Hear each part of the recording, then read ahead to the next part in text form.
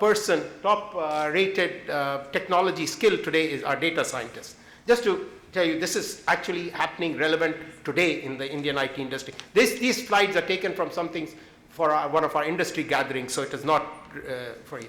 Another thing, he didn't mention it, but actually, if I had to put it in a nutshell, what is driving industry change, evolution today in India are therefore, we have coined that word SMAC, and which is social, mobility, analytics, and cloud computing.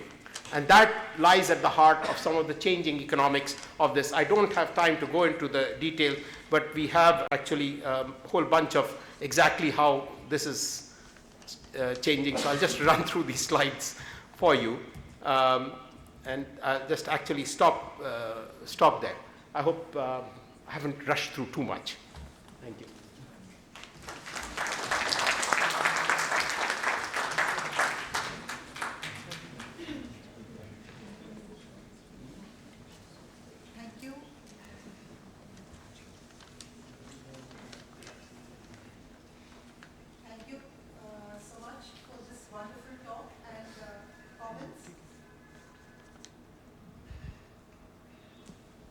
I'm sure there'll be a lot of questions, and I can already see hands going up. So maybe we'll take 3 at a time, and then you can answer. Oh my God. Okay, maybe I'll go table by table. Okay, right at the back. Yes, please. Yeah, myself. Right at the back, maroon sweat, I'm sorry. Yeah. Sunny sent from Business Today. I had a couple of questions for Just 1 second. Dr. Varian, one question was, how will the consumption of information change with internet on mobile, which is what we are seeing in India? And the other is, do we see a huge change in the way the Indian IT industry will shape up? Because till date it has been more of a services economy in IT.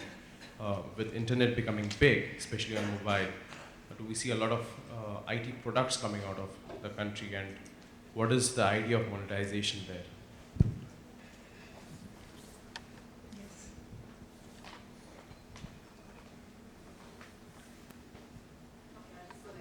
Dr. Varian, fantastic. I think if you had those contraptions put around the brain, you would see a lot of neural activity in this room. We're all very inspired, and the brains are really working right now. So thank you very, very much again. My question to you is, Google gave me the opportunity to read a bit about your talks and your subjects of research before I came in today. And I read that you had spoken about online newspapers and how that offers a very enriched experience to the reader, given all the hyperlinks and the different links. You can read the Washington Post or the Herald Tribune, at the same time as compared to the physical newspaper. My question would be, do you see a similar enriched experience in online education? Because with the massive open online courses becoming center stage in online education, and the future is uncertain, we do not know what they're morphing into. So do you see, and what do your analytics say about that at the back end? Do you see a similar enriched experience for the user end as far as online education is concerned? Thank you.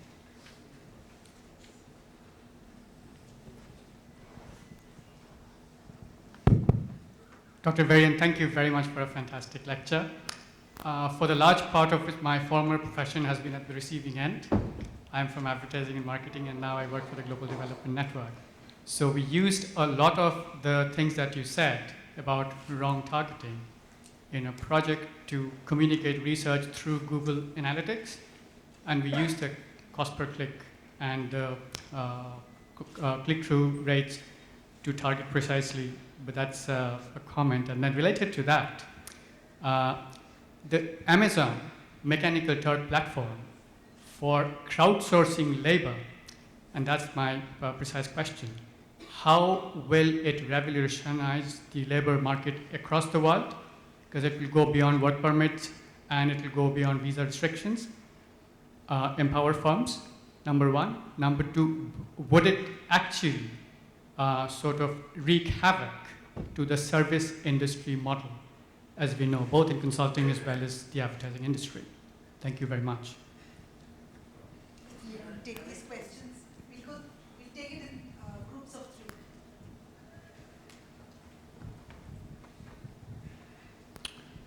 Okay, I'll try to respond to those questions. The first question was about mobile. How does that change the use of the internet? When we look at the categories of queries on mobile, we don't see such a big difference between mobile and desktop. There are more location-oriented queries, map-oriented queries, obviously. There's some more news and so on, but it's not all that different. I think what we will see in the next few years is a dramatic increase in vocal communication, both speaking to your phone and listening to your phone. This can help, of course, in India with the illiterate segment of the population, but it's also going to be a much easier, more natural way to communicate. And of course, the nature of the queries will change because of the spoken word rather than the typed or written word. So I think we'll see that changing dramatically in the next 2 or 3 years. With respect to monetization on ads, it turns out the click-through rates are reasonable on mobile, pretty good in fact. The cost per click is pretty good. The challenge is there's really just a limited space on the screen. So the bigger the screen, the more ads and the more search results and so on you can use. Part of the solution is going to be in tablet computers, or what they call phablets sometimes, where you see a kind of a bigger screen portable device that can serve as a phone and a reading device. They look very much like regular computers in terms of the monetization potential. Education, well, absolutely, this is a fantastic opportunity. My favorite example is the Khan Academy, which I'm sure you're familiar with. The innovation that's most exciting there is offering these short 7-minute or maybe 10-minute lessons where people can review things that they missed or they didn't understand or they forgot, and it allows this kind of just-in-time education, which I think is very, very helpful, particularly in mathematics. You know, if you miss a concept or you're out for a week or you didn't understand what the teacher said, it's very easy to get lost, and Khan Academy helps you get found because you can review this material and see what's happening. Google has given several $1 million to the Khan Academy. It's located right next to Google, in fact, and several of our engineers have gone to work with that organization. But that's only one. There are many initiatives in this area, and I think we'll see a lot of exciting developments.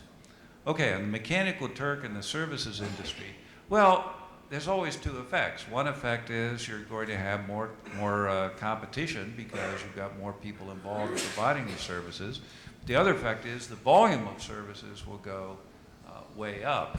So I think that things like the Mechanical Turk are going to allow for a dramatic increase in the accessibility of these services. We just launched a product only in the US at the moment called Google Helpouts, which is where you can get lessons, tutorials, help in cooking or in fixing an appliance or in learning a subject or in almost any aspect of life via this interaction with Google Hangouts and a expert teacher. So it's kind of a nice system. We're experimenting with it. We're excited by it, but it allows you to have a much better access to information and instruction.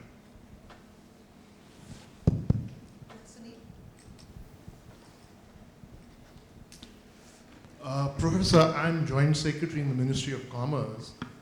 I have a poser for you.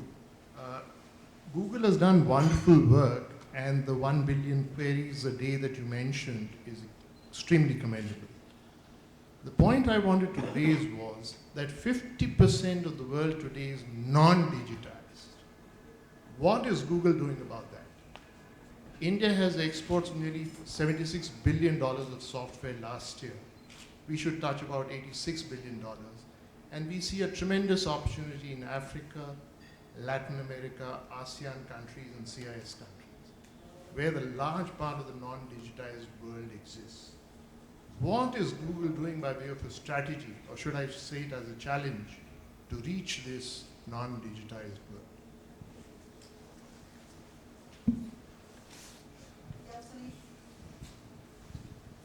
Related to the same question, there was a major initiative a few years back, I think all of us heard about it, OLPC, one laptop per child.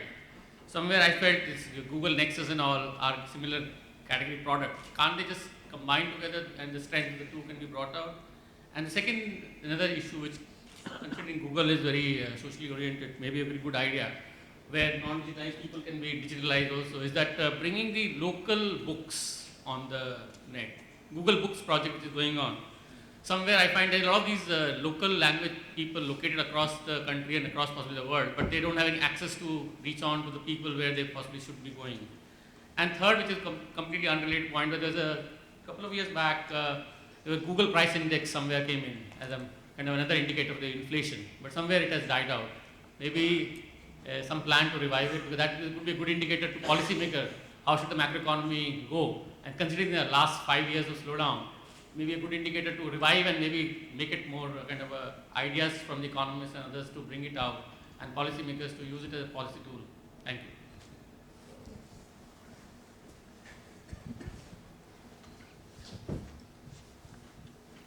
Professor Varian, thanks for your talk. I'm an intern at ICRIER, and recently I read a book called Humanity 2.0 by Steve Fuller, and it's about transhumanism.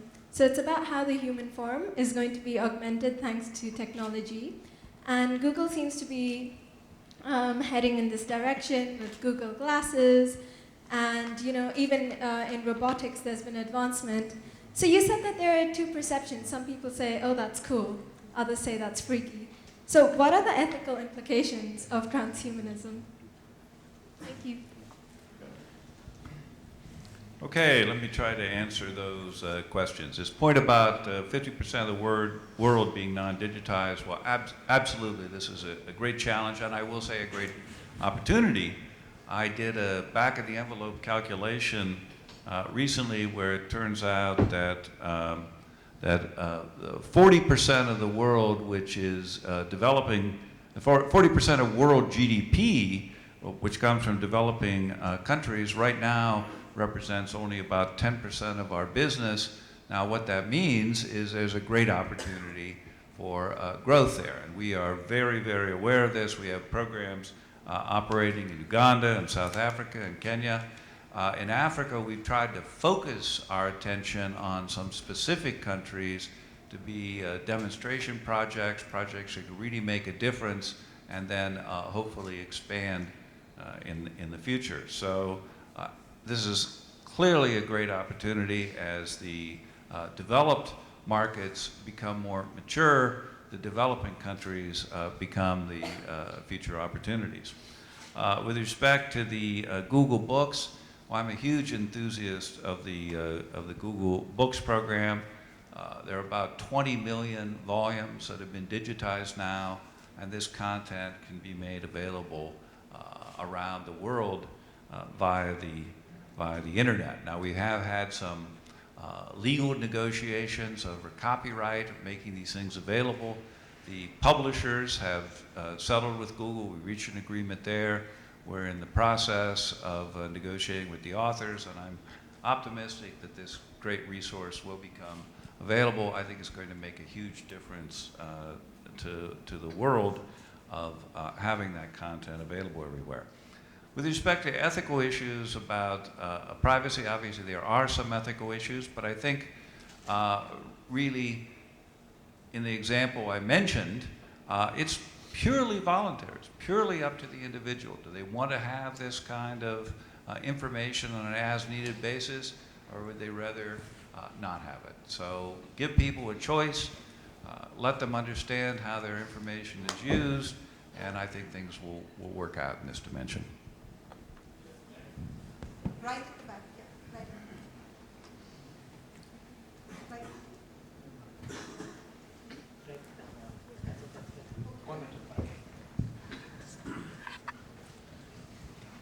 So my name is Rohit Vishwanath. There is a sense that there is a policy logjam in India today. It's a very India-centric question that I have. But businesses are waiting for policies to move ahead.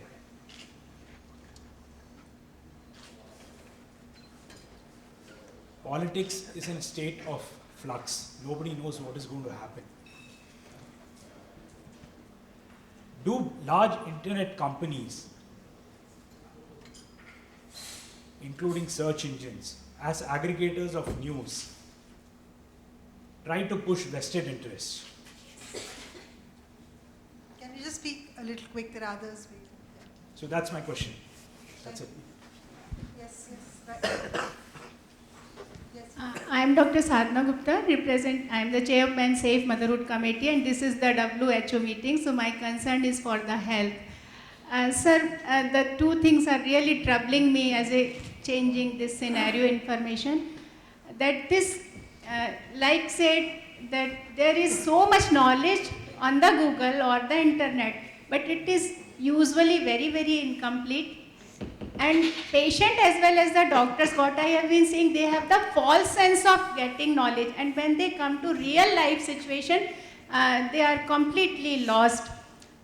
And again, like in politics, in health also, there has been war on between two drug companies or equipment companies, and the people who are behind that knowledge have their vested interest. So the same thing happens like in politics, it happens in the health, and the people like health needs a very good personal communication, compassion, sympathy, but the persons who are internet savvy and the young generation, they have lost communication skills and the compassion and the human values because they are a technocrat. So this thing is really a negative side of internet technology, and it is affecting our health system, Indian health system, very, very adversely. It is my deep concern.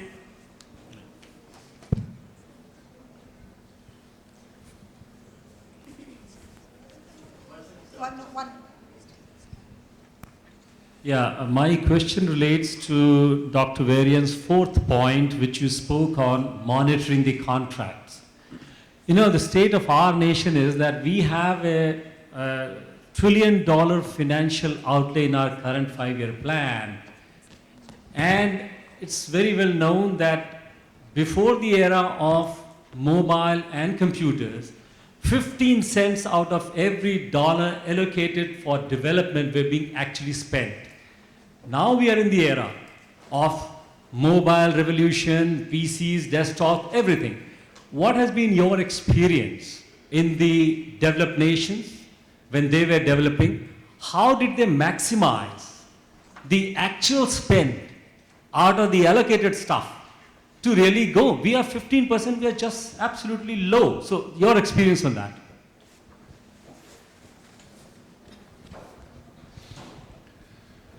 So on the question of logjam in politics, I have to say, being from the United States, I don't consider myself much of an expert.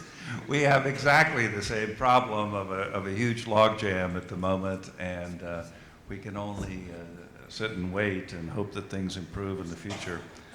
With respect to health, well, again, information is a critical part of providing health service, and information is one of the most information on health is one of the most popular areas that people search for in the U.S., and we're continually trying to improve our offerings in that area. With respect to the monitoring and contracts, I think there are some very innovative ways that you can use mobile devices and computers to improve the delivery of government services. For example, in the U.S., we have an organization called Code for America, where computer engineers will take a year sabbatical, go to Code for America, and develop applications that enable better functioning of government services. For example, one of the applications was a pothole location mechanism, where you could photograph a pothole or a bad part of the road. It would location stamp it, geostamp it, and it would go to the agency in charge of improving monitoring that section of the road. So enabling this crowdsourcing information can be very helpful. I was speaking at the Nimrana conference. I was talking to some people who were telling me about a service where the garbage was supposed to be picked up in a certain area, and people went with their mobile phones, photographed the garbage bins. They were not picked up. They had the date, they had the time, they had all this information, so they could document that particular failure of government services. So this capability, I think, is going to put tremendous pressure on public organizations to carry out their contract or their implicit contract with the citizens in developing countries and developed countries all over the world.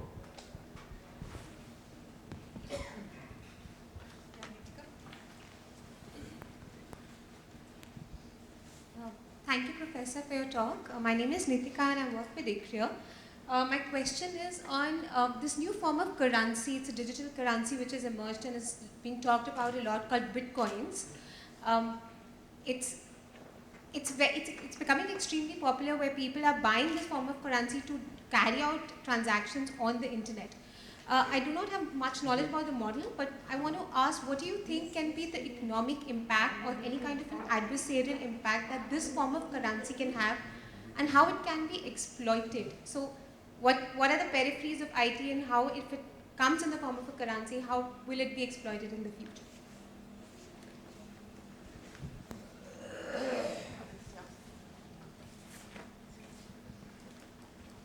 Thank you. In India, the broadband is at 2% or less.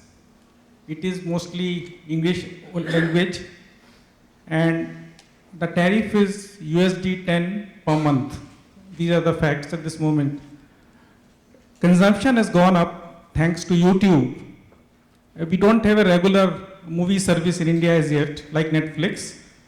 The consumption, we find that on wireline has gone from half a gigabytes to up to 100 gigabytes. So network does not have the capacity to be able to roll out to deliver these gigabytes. Now, do you think, Professor Dr. Varian, a collaboration between content creators, aggregators, and service providers to be able to economically deliver to large number of users in India, as we expect from 2% to 50-60% broadband usage?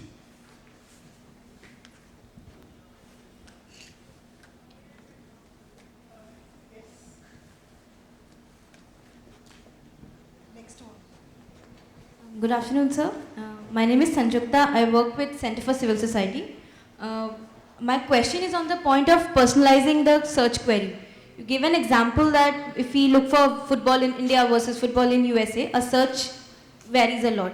But isn't it making a lot of assumption about what the person's going to look for? I mean, it's already biased and making assumptions. So a search is directed towards a particular direction, and it's blocking a lot of things which we may want to see, but we don't know as of yet.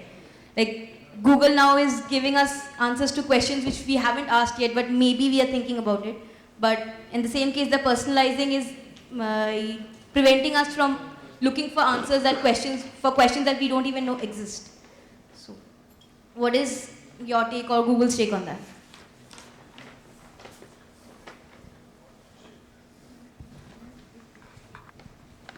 Okay, Bitcoin and new transaction mechanisms. Well, in classical economics, we talk about money as serving as a medium of exchange, a store of value, and a unit of account. And Bitcoin, I have to say, it's partly a means of transaction, a medium of exchange, but to a large extent, I think it's viewed as a speculative asset by many people who purchase it. And it's not really that good to have a speculative asset and a medium of exchange combined in the same unit. I think that something like those technologies will take hold in the future. I'm not particularly optimistic for Bitcoin because I think it suffers from being the first in the area. You know, we have a saying in the US that you can always tell the pioneers they're the ones with the arrows in their back. So the pioneers are the ones that tend to get shot down. I think it's quite an interesting phenomenon, but I don't think it's quite ready for widespread deployment. Broadband, YouTube. One of the things that's not really understood about broadband provision is we provide local caches of YouTube content at in every internet exchange of reasonable size. And this is provided freely by Google. You just have to request it. It's about the size of 2 refrigerators. It contains the most popular YouTube content. Most of it is stored locally, and this really reduces the load on broadband provision. The real constraint in India and in every other country I know of is the last mile. That's where the problem lies. And we're doing our best to get the content as close to the users as we can so we don't put an excess load on the telecommunications infrastructure.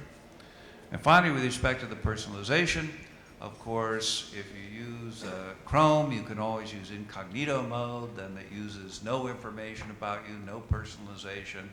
It's a completely private way to query Google, and that's available to everyone at every time. If you want to go look at the kind of information that's available, we have a service called the Google Ads Preference Manager. Just type that into Google, it'll pop up, and you can go look at the characteristics that we know about you. So this is again a choice where you can look at these, you can modify them, you can opt out entirely. It's what's available to the user. Personally, my view is this personalization, customization is so valuable that it's really going to be the norm. How do we ever live without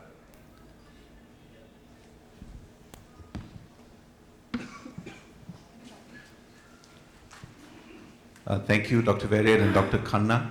I'm Sunil Chakwa, I'm a professor at the University of Alberta. My question is about correlation and causality and epidemiological confounding.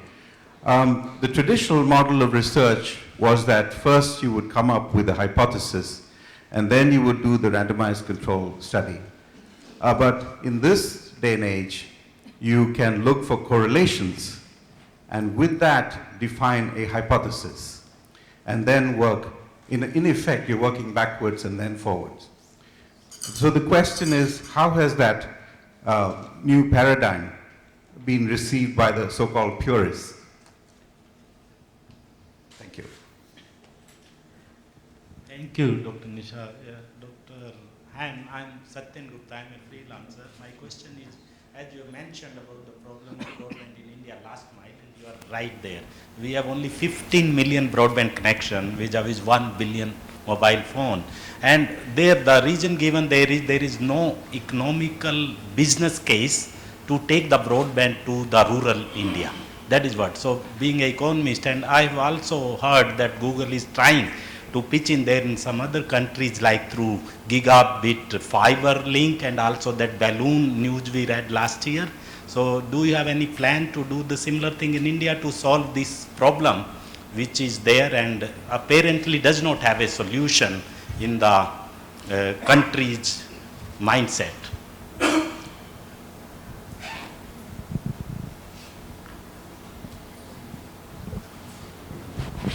Right at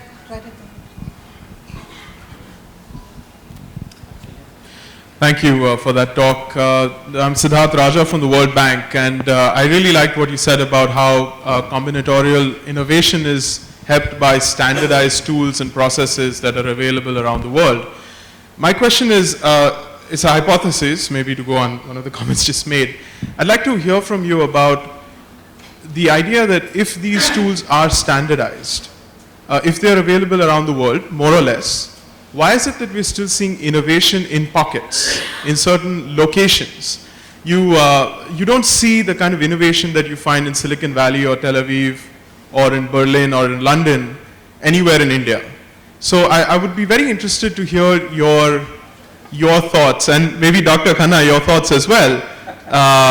in terms of what's the social side to this? What's really preventing the next Airbnb, the next YouTube, and the next Facebook, and maybe the next Google to be created in India and create some competition for you guys? Thank you. Okay, I'll take the last one, but you. Okay. I'll do the first two. Correlation and causation. Well, of course, in reality, it's always been the case that people will observe a phenomenon, this will stimulate the production of a hypothesis, and then they'll try to do a rigorous test of the hypothesis. So my view is that the pure model is really a fiction. The hypotheses are only valuable to the extent they're interesting, and they usually come from observation. So I don't think it's changed quite that much.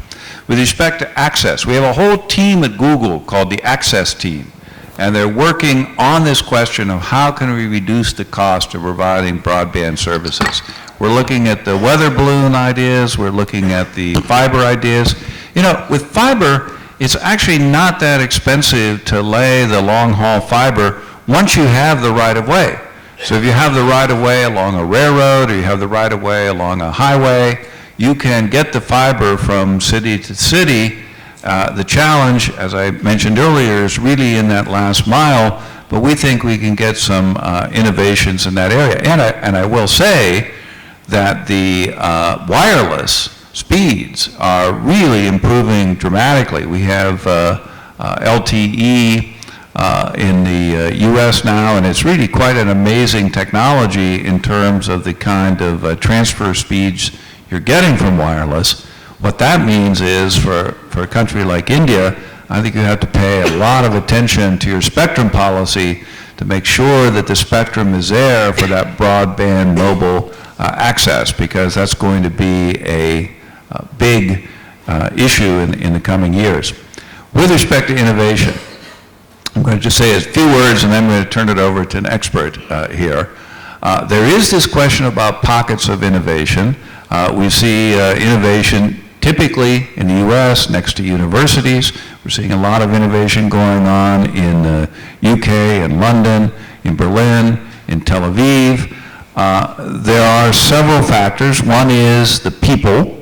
Of course, India has people, and a lot of very, very smart people, very capable people, so I don't think there's an issue there. There's the ideas, same point, there are plenty of ideas.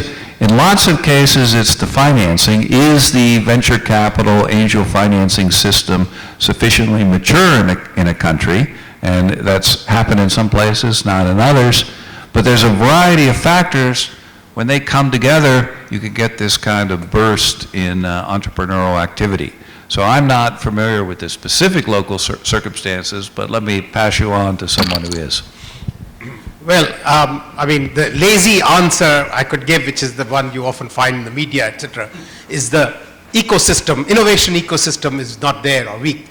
Now we have to unpack that, and there's, Professor Varian already has mentioned several of those. But let me just say a few things. It's not a shortage of ideas. There are a number of very good ideas, but they don't spread like prairie fire or what happens in Silicon Valley. In fact, some of the ideas have actually, most people would say would have been as good, but somehow they didn't. Why? One is that there seems to be some conservatism in the, in the immediate players, stakeholders, let's say the first customers. So what we find is some of our entrepreneurs who have some very innovative ideas are finding that, to get the financing or something, or get a business plan that's viable, you need a prospective customer. They find it's easier to find a prospective customer who's willing to take some risk overseas than here. There's a cultural, in our culture, apparently there is still this business about risk of failure. Our financing system, for example, unlike the Silicon Valley where it's well known that today if you go to somebody for angel finance or even venture finance in Silicon Valley, if you have a failure, it's almost seen as a badge of honor, because that means you have probably learned and then you've done this. Here, it's often seen to be the opposite. So these are just finer things. We are actually in the process of undertaking study to understand more rigorously what is doing it, because as some of you might know, NASSCOM has launched a program of 10,000 startups in the next 5 years, and we are hoping a lot of them are technology-based startups. And not only that, and not just internet-based, we want them to be much wider in that, in the sense. So, but those are some of the factors. I know there are many more questions, but I'm sorry we'll have to close this session. And I'm afraid all good things must come to an end. That's what moms tell their children. And I have the task of saying that to all of you today. But let me thank Dr. Varian for being with us today. Your talk was, I'm running short of superlatives, but it was fantastic, it was mind-blowing, and it had everybody here enthralled, and there was a charge in the room that, you know, we could all feel. So thank you so much for being here with us, and thank you, Ramanjit, for all the help that you've provided to us. I'd like to thank Google for supporting this event and for bringing all of you and us together.